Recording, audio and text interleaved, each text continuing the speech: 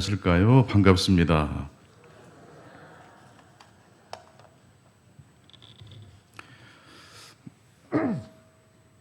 사람은 햇볕을 쬐야 합니다. 또 동시에 사람을 쬐야 합니다. 예배당 입구에 보면 작은 시가 쓰여져 있는 포스터 아마 보셨을 겁니다. 성도 간의 교제는 우리 안에 임재해 계신 그리스도를 만나는 시간이기도 합니다. 단순히 인간적 친교를 넘어서 그리스도께서 우리 성도님들의 교제 가운데 역사하셔서 얼굴만 봐도 기운이 샘솟게 되는 역사가 일어나기를 주님의 이름으로 축복합니다. 우리 그래서 다시 한번 서로 좌우하며 인사하겠습니다. 정말 반갑습니다.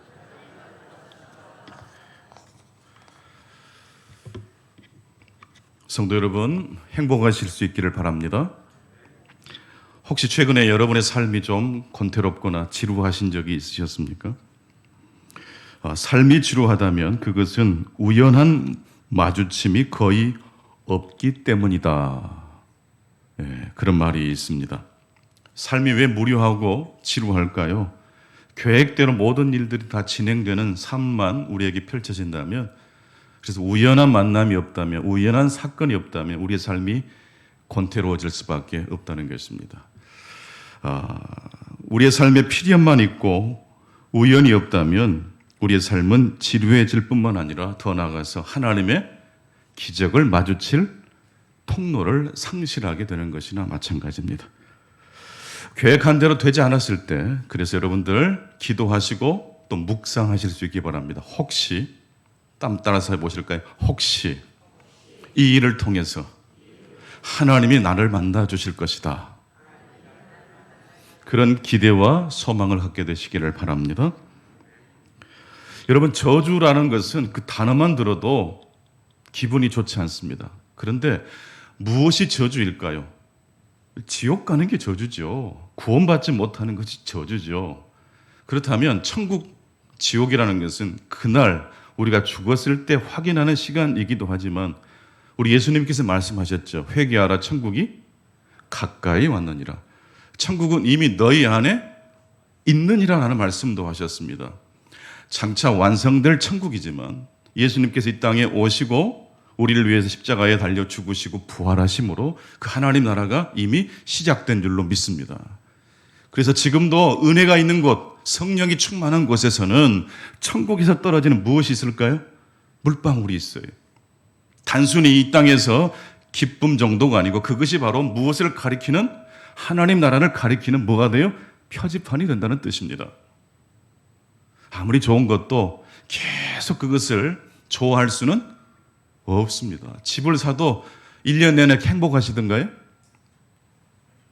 자녀가 어떤 그 취업을 하고 어려운 대학에 들어갔을 때 얼마나 감격스럽습니까? 근데 그 기쁨이 지금까지도 계속될 수는 없습니다. 왜 기쁨에는 유효기간이 있을까요?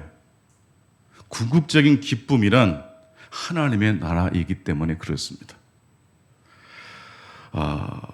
저주란 그래서 늘 쓰던 물건을 계속 쓰고 늘 하던 일에서 벗어나지 않고 살아가는 삶, 이게 저주입니다. 왜냐하면 하나님의 은혜, 하나님의 기적은 예상 가능한 일을 통해서뿐만 아니라 어떤 일을 통해서 우리에게 찾아오시기 때문일까요? 예상하지 못했던 그 우발적 만남을 통해서 하나님이 우리에게 찾아오시기 때문입니다. 창세기 12장 1절과 2절 말씀, 본토 친척 아비 집에서 떵떵거리고 의리의리한 갑부로 살았던 아브라함이 갑자기 삶의 자리를 등지고 하나님이 지시한 땅으로 움직이고 있지 않습니까? 여러분, 신앙생활은 그래서 이게 핵심인 것 같아요. 누구의 말을 들을 것인가? 한번 고백해 보실까요? 누구의 말을 들을 것인가가 신앙의 운명을 좌우합니다. 사탄의 이야기를 듣는 사람과 하나님의 음성을 듣는 사람 분명히 다를 겁니다. 아브라함은 본토 친척 아비 집에서 떵떵거렸던 갑부였습니다. 그런데 그가 왜 하나님의 음성을 듣고 삶의 자리를 등지고 이동했습니까? 리틀 헝거, 먹고 싸고 배설하는 우리의 일상의 삶을 뛰어넘는 그레이트 헝거, 궁극적 진리에 대한 목마름이 누구에게 있었기 때문일까요? 아브라함에게 있었던 거예요. 여러분, 이 주일 아침에 피곤하실 수도 있고 다른 더 관심사가 있는 일도 많이 있겠지만 왜 굳이 예배당에 찾아오셔서 하나님 앞에 예배드리고 말씀을 경청하십니까? 우리에게는 리틀 헝거로는 만족되지 않는 그레이트 헝거가 있기 때문인 줄로 믿습니다.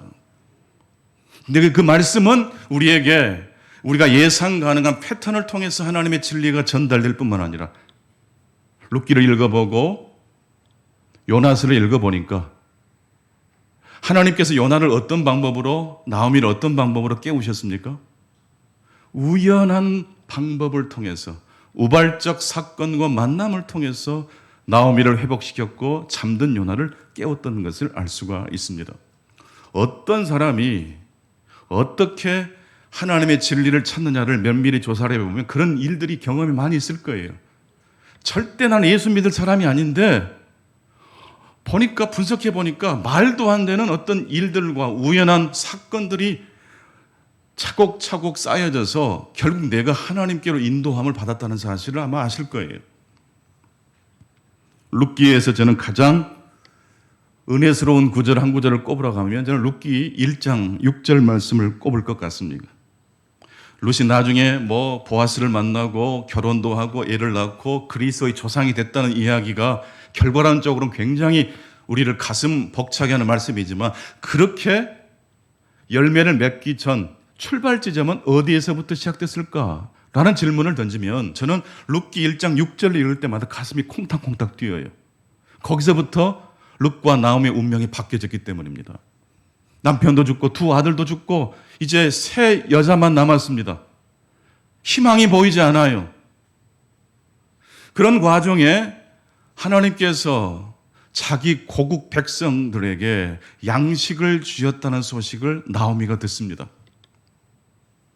이때 나오미가 내 이야기와 관계없어라고 해석할 수도 있었을 텐데 모압 땅에 살고 있었던 나오미가 고국 땅에 들려온 소식을 듣고 뭐 했습니까? 박수를 치고 할렐루야 아멘을 외쳤어요. 그래서 나오미의 운명이 바뀐 거예요.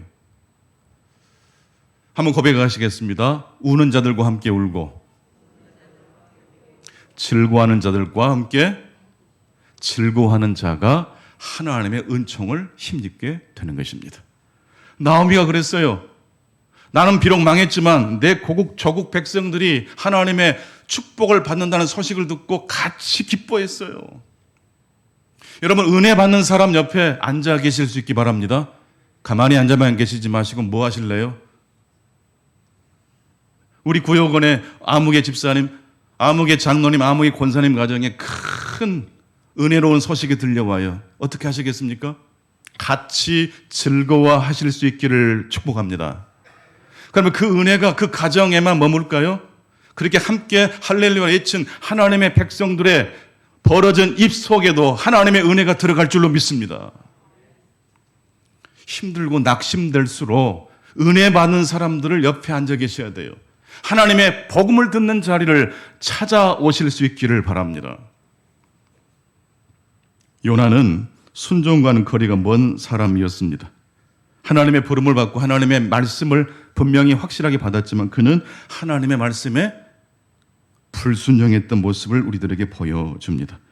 그런데 만약 요나가 그때 즉각적으로 순종했다면 어떻게 되었을까요? 요나서는 없어요. 요나가 하나님 말씀을 듣고 순종했다더라. 그리고 끝이에요. 불순종한 요나의 스토리가 사실은 하나님의 말씀을 계속 느려요. 그리고 그 이야기를 통해서 누가 은혜를 받아요? 이 시대에 살아가는 또 다른 요나들이 하나님의 말씀을 받고 하나님과 관계 맺음을 통해서 새로운 깨달음을 얻게 될 줄로 믿습니다. 불순종한 요나는 시작부터서 계속 내리막으로 내려갑니다. 내려가지 않고 타시스행 배를 타더니 배 밑바닥으로 내려가더니 이제는 아예 바닷속으로 던져집니다. 계속 내리막길입니다. 그리고 드디어 오늘 본문을 읽어보니까 요나가 지금 어디에 들어가 있습니까? 큰 물고기 뱃속으로 내려가 있습니다. 더 이상 내려갈 곳이 없는 자리까지 내려가고 있는 요나의 모습을 볼 수 있습니다. 그런데 여러분 한번 생각해 보시겠습니다. 요나를 바다에 던진 사람은 누구입니까? 이방인 선원들이지요. 하지만 요나서 1장 12절을 읽어보면 누가 요나에게 나를 바다로 던지라고 이야기합니까? 하나님이 그러셨습니까? 선장이 그랬습니까? 요나 스스로 한 겁니까? 그렇습니다. 그러니까 사실은 선원들이 던진 것처럼 보이지만 요나가 빠진 거예요. 이때 뱃머리를 돌려서 육지로 갑시다라고 할 수도 있었을 텐데 여전히 요나는 고집쟁이. 하나님의 말씀이 어떤 말씀인지를 몰라서 헷갈린 겁니까? 알았기 때문에 저항하는 겁니까? 분명히 하나님 말씀이 니느웨로 가라고 했지만 그것이 설복이 되지 않아요. 그래서 기어이 요나는 물로 뛰어들었습니다. 하나님이 그런 요나를 어떻게 하셨습니까? 그래, 네 알아서 살아 라고 포기하지 않으시고 요나가 물에 뛰어들기 전에 이미 뭘 예비하셨습니까? 큰 물고기를 예비하셨습니다. 요나가 물고기를 달라고 기도했습니까? 물에 빠지면서 절망 가운데 하나님 앞에 탄식 기도했더니 하나님의 응답으로 큰 물고기를 예비하신 것입니까? 그렇지 않습니다. 여전히 요나는 고집불통이고 내리막으로 내려가지만 그런 요나에 대한 하나님의 반응은 무엇입니까? 요나의 불순종보다 하나님의 은총이 보다 더 크다는 사실을 오늘 본문은 우리들에게 말씀해주고 계십니다. 요나 1장 17절 말씀 같이 한번 다시 읽겠습니다. 요나서 1장 17절입니다. 여호와께서 이미 큰 물고기를 예비하사 요나를 삼키게 하셨으므로 요나가 밤낮 3일을 물고기 뱃속에 있으니라. 첫 번째 하나님의 말씀입니다. 바다에 던져진 요나를 큰 물고기가 삼켰습니다. 여기서 큰 물고기란 고래를 의미할까요? 욥기 41장 1절에 등장하는 리워야단을 의미할까요? 지금 요나는 큰 물고기 뱃속에 있습니다. 이 요나서 말씀을 요나서 1장 17절과 오늘 본문 마지막 절 요나서 2장 10절을 말씀을 보게 되면 이 내용과 함께 중요한 게 구조라고 했잖아요. 지금 요나가 삼킴을 받은 그러니까 요나를 삼킨 큰 물고기란 이 정체는 무엇이냐라는 질문 앞에 큰 물고기가 고래라고 말할 수도 있겠지만 오늘 본문을 구조로 살펴보면 그 큰 물고기 정체가 무엇인지 어렴풋이 알 수 있어요. 요나서 1장 17절에 보니까 여호와께서 이미 큰 물고기를 예비하셨어요. 요나가 물에 뛰어들기도 전에 요나가 탄식 기도를 드리기 전에 이미 물고기를 예배하신 하나님. 그리고 요나서 오늘 본문 마지막 절 요나서 2장 10절을 같이 함께 읽겠습니다. 2장 10절입니다. 여호와께서 그 물고기에게 말씀하시매 요나를 육지에 토하니라. 모든 것들을 주도하시고 주관하시는 분이 누구십니까? 여호와 하나님이세요. 그러니까 이 여호와께서라는 이 단어가 요나를 감싸고 있어요. 여전히 내리막으로만 내려가는 요나를 물고기가 삼켰어요. 그런 요나를 누가 지금 앞뒤로 에워싸고 계세요? 여호와 하나님이 에워싸고 계신다는 거예요. 즉, 이 큰 물고기의 정체는 무엇입니까? 여호와 하나님이시라는 뜻이에요.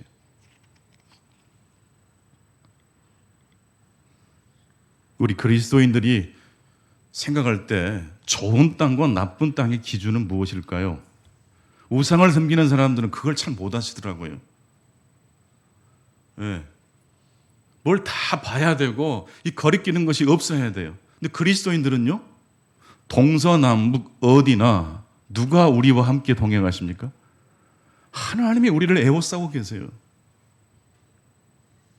그리스도인도 실패할 수 있고 성공할 수 있어요. 그러나 성공과 실패보다 더 중요한 것은 우리의 삶을 앞뒤로 누가 에워싸고 계십니까? 여호와 하나님이 에워싸고 계세요. 일이 잘 풀렸을 때 그 하나님을 기억하시기 바랍니다. 일이 뜻대로 풀리지 않았을 때도 두려워하지 마세요. 질병과 고통이 우리를 삼키는 것처럼 보이지만 그 질병과 고통을 통제하시는 분 누구십니까? 여호와 하나님이시라는 말씀이에요. 이미 우리는 이 말씀을 요나서 1장 3절에서 확인을 했던 기억이 있습니다. 도망치는 요나를 여호와의 얼굴이 앞뒤로 에워싸고 있었다는 말씀. 불순종하고 정반대 방향으로 도망치는 요나인 것처럼 보이지만 궁극적으로 그래서 요나의 삶은 누구를 지향할 수밖에 없어요? 하나님을 지향할 수밖에 없다는 이야기입니다. 물고기 뱃속은 과연 어떤 곳일까요? 빛이 없습니다. 창문이 없으니까요. 빛이 들어올 수가 없습니다. 가장 캄캄한 곳입니다. 그곳에서 요나는 3일 낮밤을 보냈다고 했습니다. 3일 밤낮을 보냈다는 의미는 아주 긴 시간, 충분한 시간을 보냈다라는 의미입니다. 물고기 뱃속에서 요나는 그런 충분히 긴 시간을 통해서 누구를 만나야 했을까요? 하나님을 만나기 전에 먼저 자기 자신을 만나야 되지 않습니까? 그런데 여러분, 우리가 하나님을 만나고 내 자신을 만나기 전에 먼저 만나야 될 것이 있습니다. 그것은 바로 흑암입니다. 지금도 이 예배당에는 수많은 조명이 있고 그래서 우리들이 무엇을 하고 있는지도 볼 수 있고 내 옆에 사람이 어떤 동작을 취하는지도 알 수 있어요. 빛이 있다는 것 굉장히 중요합니다. 만약 화가에게 시각이 눈이 실명이 된다면 얼마나 절망스럽겠습니까? 현대인들에게 만약 스마트폰, 시계가 없다면 어떨까요? 굉장히 답답하고 불안하실 겁니다. 그런데 지금 요나가 들어간 곳이 어떤 곳입니까? 암흑입니다. 빛이 없습니다. 그래서 요나에게 있어서 3일 낮밤은 우리가 생각하듯이 3일 낮밤이라고 본인이 체크 가능했을 공간입니까? 전혀 시간의 흐름을 생체 리듬으로만 판단해 했기 때문에 이게 3일째인지 이틀째인지 사실 요나는 알 수 있었을까요? 없었을까요? 처음에는 답답하겠지만 여러분, 시계가 없어지고 스마트폰이 사라지면 당장은 불편할 수 있겠지만 점점 아무것도 없이 캄캄한 곳에 우리들이 딱 들어가 있다면 한동안은 불편하겠지만 어느 순간에는 내가 그동안 무슨 감옥에 살았다는 사실을 어렴풋이 느껴지기 시작할까요? 바로 시간의 감옥입니다. 너무 많은 것들을 보기 때문에 자유하기도 하지만 너무 많은 것들을 보기 때문에 우리들이 그로 인해서 갇혀버리는 삶을, 매어있는 삶을 살 수 있다는 것을 헤아려 볼 수 있습니다. 2021년 스위스 출신 탐험가 크리스티앙 클로라는 분이 15명의 사람들과 함께 40일 동안 동굴 체험을 한 그런 실험을 한 이야기가 있습니다. 15명의 참가자들이 프랑스 아리에주 위사에 위치한 롱브리브 동굴에서 40일 동안 지낸 이야기입니다. 3일도 아니고 40일 동안. 습도는 100%, 평균 기온은 약 9도에서 10도 정도 되는 캄캄한 동굴 속에 들어가서 15명의 사람들이 함께 지낸 이야기입니다. 성공했을까요? 우리 성가대 한번 어떻게 생각되십니까? 성공했을까요? 실패했을까요? 처음에는 얼마나 답답했겠어요. 시계도 없죠. 조명 작은 것도 3사람 정도가 모였을 때 킬 수 있게 하고 오로지 생체 리듬에 의해서만 배고프면 먹고 졸리면 자는 그런 시간을 보낸 거예요. 물론 그 안에서는 밧줄 타기도 하고 물도 길어오고 게임도 하고 그런 일상의 어떤 재미있는 일도 했었습니다마는 그러나 가장 중요한 게 없는 공간이었습니다. 그것이 바로 조명과 시계가 없습니다. 40일이 지나면 밖에 있었던 사람이 들어와서 이제 끝났어요라고 종료를 선언해주면 실험은 끝납니다. 40일 동안 이 동굴 안에 계셨던 분들이 충분히 공동체를 유지하면서 햇볕이 없는, 시기가 없는 곳을 잘 통과해냈습니다. 그리고 중요한 걸 발견했습니다.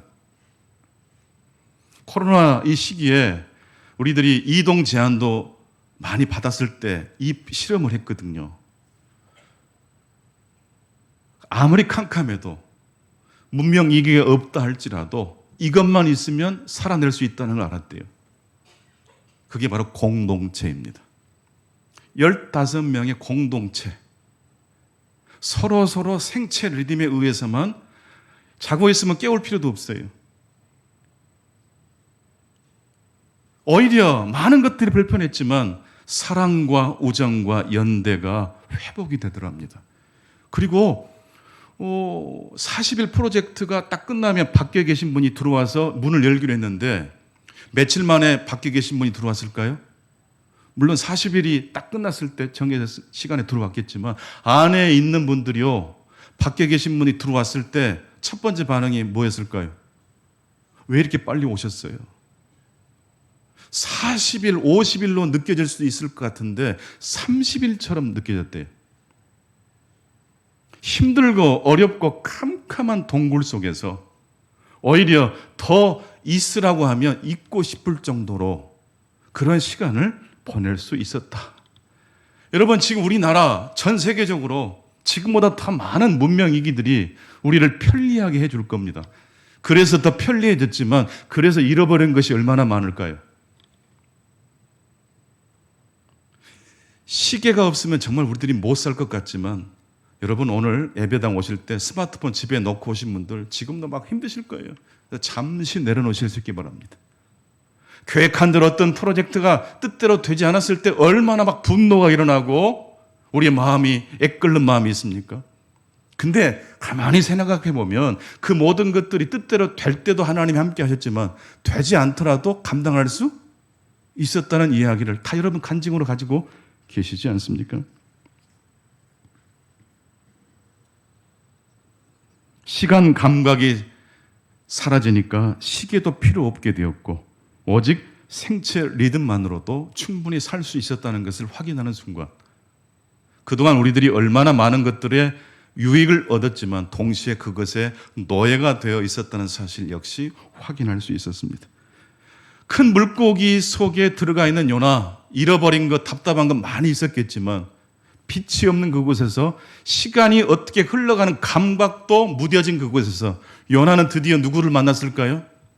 자기 숨소리와 자기 생체 리듬을 발견했을 것이고 잠시 이 세상과 떨어진 그 자리에서 내가 누구인지 그리고 하나님이 어떤 분인지를 묵상하지 않았겠습니까? 저는 이 중간교 예배당이 마치 바로 큰 물고기 속에 들어간 요나처럼 매주일 우리들이 이 큰 물고기 뱃속에 들어오는 시간이 아닌가, 그렇게 우리들이 생각하고 이 예배당에 찾아오시면 얼마나 좋을까. 그래서 가끔씩 전등도 다 끄고 캄캄한 가운데 예배도 한번 드려보면 어쩔까. 마이크도 꺼버리고 육성으로 예배 드려버리면 어쩔까. 한두 명이라도 아멘을 해주시면 제가 절망하지 않을 것 같은데, 네. 감사합니다. 우리를 삼키는 것들, 우리를 손에 입게 하는 것들이 분명히 있습니다. 근데 여러분, 우리를 삼키는 것이 동시에 우리를 구원하는 것이기도 합니다. 요나를 삼켰던 큰 물고기가 사실은 요나를 삼켰지만 그래서 요나는 바닷속에 빠지지 않고 구원을 받을 수 있었던 것입니다.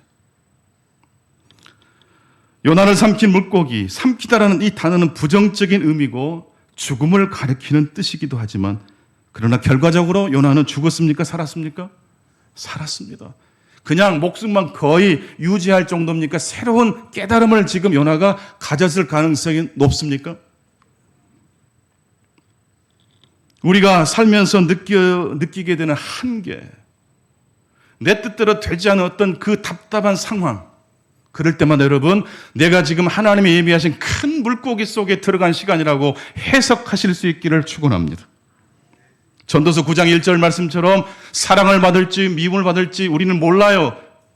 우리가 알고 있는 모든 것들은 닥쳐서 그때 가서 깨닫게 된 진리가 더 많아요. 그러나 성공과 실패를 좀 더 뛰어넘으면 우리를 기다리고 계신 하나님의 물고기가 있어요. 그게 바로 하나님의 손이에요.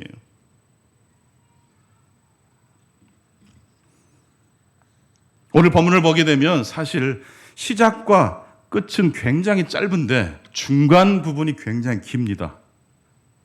여호와께서 이미 물고기를 예비하셨다는 말씀, 오늘 1장 17절 말씀과 마지막 끝 결론에 나오는 여호와께서 물고기에 명령하시자 그 물고기가 요나를 육지에 토해낸 이 결론적 말씀, 시작과 끝 부분은 굉장히 짧아요. 근데 그 시작과 끝 중간 부분에 있는 요나가 물고기 뱃속에서 기도하고 있는 장면은 굉장히 내용이 많습니다. 중요하다는 의미이기도 하겠죠. 두 번째로 한번 살펴볼 말씀입니다. 물고기 뱃속에서 요나는 지금 무엇을 하고 있습니까? 기도를 드리고 있습니다. 그런데 그 기도의 내용을 살펴보면 앞뒤가 잘 맞지 않는 기도입니다.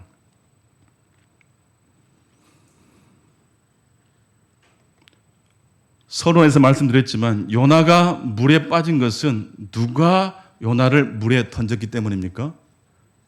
표면적으로는 선원들이 던졌지만 사실 누가 물속에 뛰어든 거예요? 요나가 뛰어든 거예요. 그런데 요나가 지금 하나님 앞에 뭐라고 지금 기도합니까? 요나서 2장 3절 보십시오. 요나서 2장 3절 시작.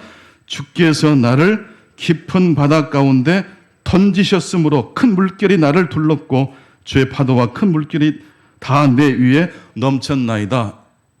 요나의 기도 앞뒤 맥락을 살펴보니까 어떤 기도처럼 보이십니까? 사실 거짓말쟁이에요. 요나는 누가 요나를 던졌어요? 요나 스스로 들어갔잖아요. 근데 하나님께서 요나를 바다에 던진 것처럼 기도합니다. 요나서 이 요나가 기도하는 이 내용을 쭉 살펴보면 주님이라는 단어가 11번 나오고 하나님이라는 단어가 1번, 그리고 여호와라는 단어가 요나의 기도 속에 3번이 등장합니다. 총 하나님, 주님, 여호와라는 단어가 15번 나와요. 그런데 이 요나의 기도 속에 내가 여호와께, 내가 주께, 내가 하나님께 부르짖나이다, 이런 나라는 단어가 몇 번 등장할까요? 무려 21번이나 등장합니다. 그러니까 요나의 기도는 지극히 자기 중심적인 독백이 불과했다. 여러분, 기도는 하나님과 우리 사이 대화잖아요. 하나님의 말씀하신 것을 듣고 응답하는 그것이 진짜 기도잖아요. 내 소원만 아뢰는 것이 기도입니까? 그런 기도는 다른 종교에도 있어요. 기독교에서 말하는 기도란 어떤 기도입니까? 하나님의 말씀을 듣고 그 말씀에 뭐 하는 것이 기도입니까? 응답하는 것이 기도예요. 여러분의 기도가 응답되시기를 축원합니다. 그러려면 먼저 하나님 말씀에 여러분이 응답하실 수 있기를 바랍니다. 적어도 거짓말쟁이는 되지 않아야 되잖아요. 하지만 여기에서 요나의 부정적 모습을 부정적으로만 해석해서는 안 됩니다. 왜냐하면 고집적이고 독백적인 기도, 자기 중심적인 기도를 드리는 요나지만 나라는 단어를 21번씩이나 동원해서 기도하고 있는 요나지만 그 와중에도 여호와 하나님, 주라는 표현이 몇 번 등장합니까? 15번 등장하고 있습니다. 그러니까 15대 21로 결과적으로는 누가 승리한 거예요? 이기적인 기도가 하나님의 말씀에 응답하는 기도를 이겨먹었어요. 하지만 여러분, 저는 이런 사람 보면 좀 깝깝해요. 요즘 기아 타이거즈가 야구가 조금 힘들어요. 한 게임 반처럼 막 밀리고 있는데 저는 막 가슴이 두근두근해서 못 보겠어요. 그래서 살짝 이 결과가 어떻게 됐는가 볼 때가 있어요. 어젯밤에는 저희 집사람이 기아 이겼어 그러더라고요. 당신 기분 좋아라고. 근데 진짜 야구를 좋아하는 사람은요, 결과만 볼까요? 과정을 다 볼까요? 그렇죠.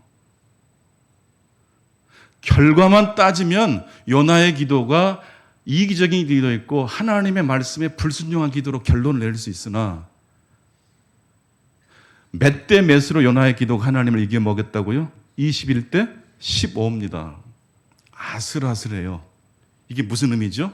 점점 요나가 어떤 방향으로 궤도를 수정하고 있다는 뜻입니까?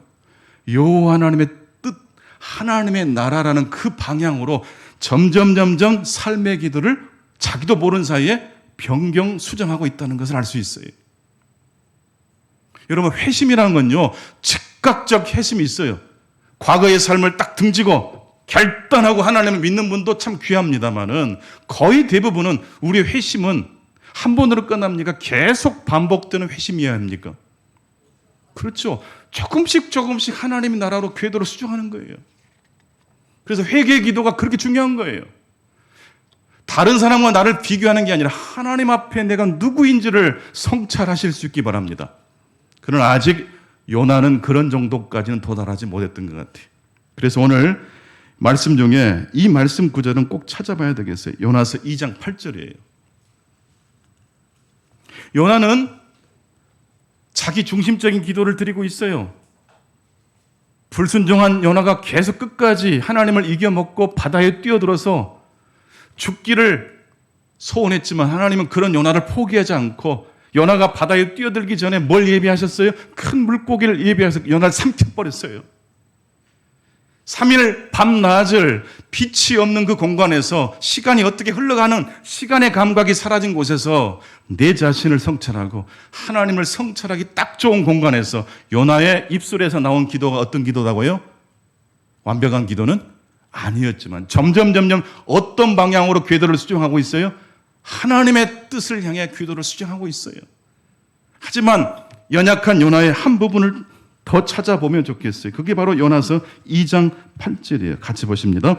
거짓되고 헛된 것을 숭상하는 모든 자는 자기에게 베푸신 은혜를 버렸사오나. 우상 숭배하는 사람을 덜컥 지금 하나님 앞에 내놓고 있어요. 저는 적어도 우상 숭배하는 자와 같이 하나님의 은혜를 저버린 자와 같이 행동하지는 않았다고 말하고 있는 거예요.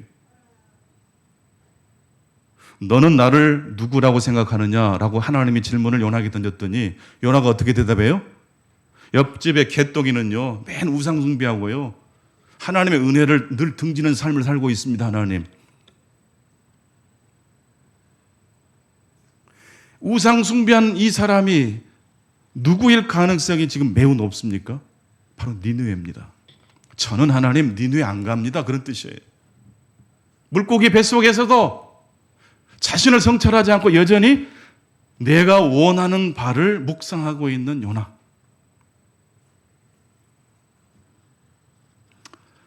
여러분, 밥을 먹었는데, 음식을 먹었는데 소화가 안 되면 얼마나 괴롭습니까? 지금 물고기가 요나를 먹었는데 소화가 됩니까, 안 됩니까?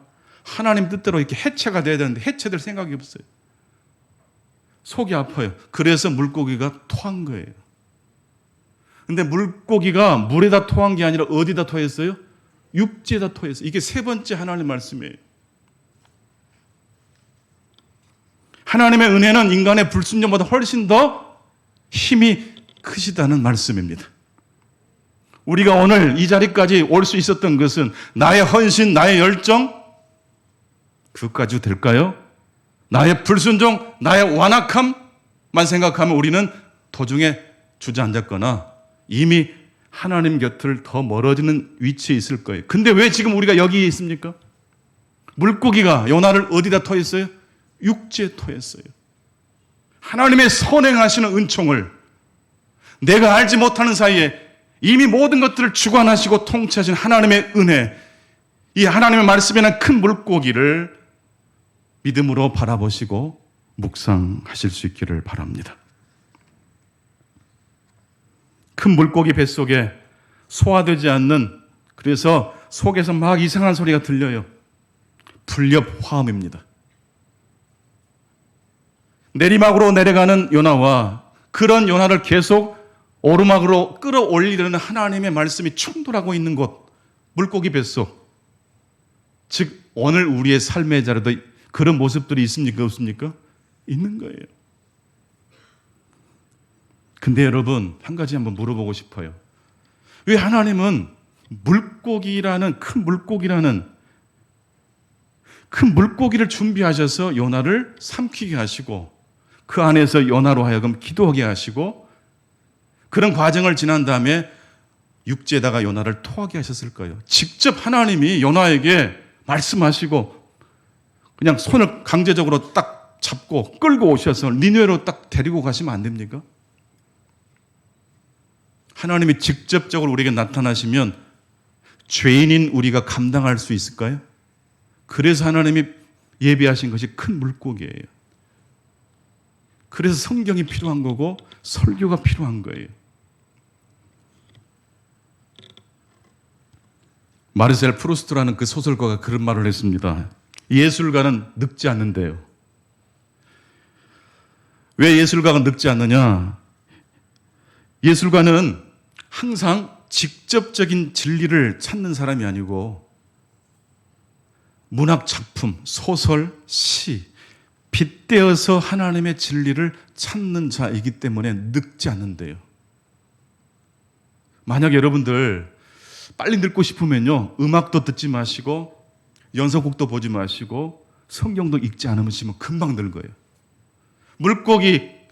큰 물고기라는 하나님의 그 빗대어서 요나에게 진리를 설명하시는 요 패턴을 다 없애버리고 수학책만, 과학책만, 사업에 성공할 수 있는 어떤 비즈니스 자기 개발 사정만 계속 읽고 그런 책들과 동행해 보십시오. 돈은 좀 벌어지겠지만 폭삭 어떻게 된다고요? 늙어버려요. 부부간의 관계도요, 직접적으로 당신 그러면 안 돼. 그 버릇 고치라고 했잖아. 직접적으로 스트레이트로 말을 하면 그 가정 어떻게 될까요? 3일도 안 걸려서 와장창 소리가 날 거예요. 근데 빗대어서 말해요. 돌려서 말해요. 큰 물고기 뱃속에 들어가는 시간을 확보해요. 여보, 이번에 우리가 한번 여행 한번 가면 좋겠다. 그동안 우리들 너무 바쁘게 살았는데 얘들하고 같이 여행 한번 가면 좋겠다. 주일날 우리가 옷 이쁘게 입고 예배당 가고 예배 끝나자마자 우리 조금 운전해서 바닷가 보러 가면 좋겠다. 이왕이면 예배당에 점 찍고 가실 수 있길 바랍니다. 이게 다 무슨 이야기예요? 큰 물고기의 이야기예요. 직접적으로 은유적인 이 패턴을 거치지 않고 직접 이야기해 보세요. 오해하게 돼요. 상처받게 돼요. 불편하게 돼요. 시를 읽고 노래를 듣고 그림을 감상하시고 하나님의 이 큰 물고기 패턴이 꼭 요나 한 사람에게 하나님 말씀하신 패턴입니까? 오늘 우리에게도 그렇게 역사하시는 하나님이신 줄로 믿습니다.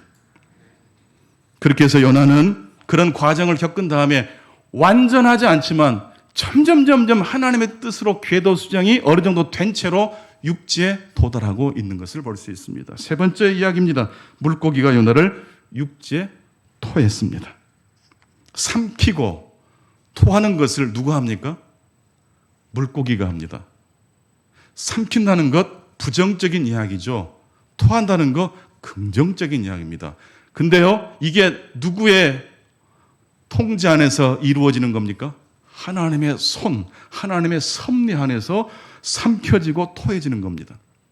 즐거울 때도 슬플 때도 우리의 삶을 컨트롤하시는 하나님께 나아가실 수 있기 바랍니다.